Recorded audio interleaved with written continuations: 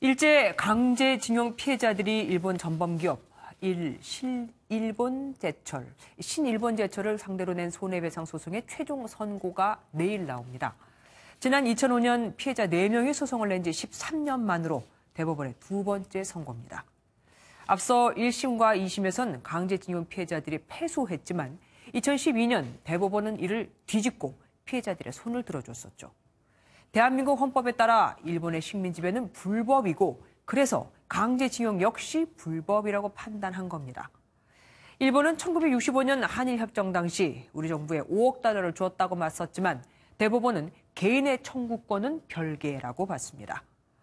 이에 따라 서울고등법원에서 피해자들에게 1억 원씩 배상하라고 판결했는데 문제는 일본 기업이 이에 불복하면서 2013년에 사건이 다시 대법원으로 넘어왔다는 겁니다.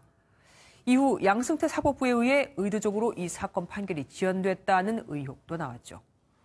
일본 정부는 일단 우리나라의 대응부터 보겠다는 입장이지만 일본 언론은 한일 관계에 큰 타격을 줄 거라고 주장을 하고 있습니다. 장명훈 기자가 보도합니다.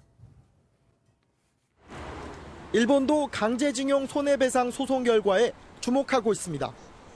일본 언론들은 하나같이 판결 결과가 배상 명령이라면 양국 관계에 큰 영향을 미칠 것으로 전망했습니다.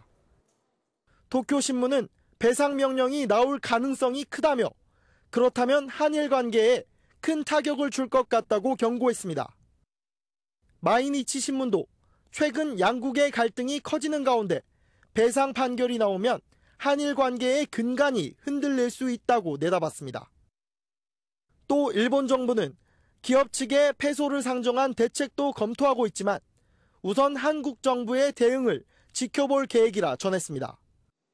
다만 재판 결과가 나온 후 우리 정부가 바로 구체적인 행동에 나설지는 미지수입니다.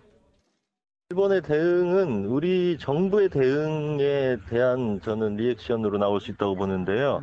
그대로 받아서 일본 정부에게 배상을 요구하는 어떤 외교를 할지 안 할지는 아직 좀 두고 봐야 돼요.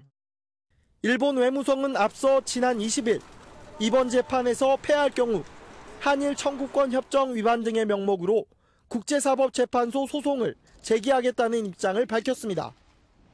MBN 뉴스 장명훈입니다.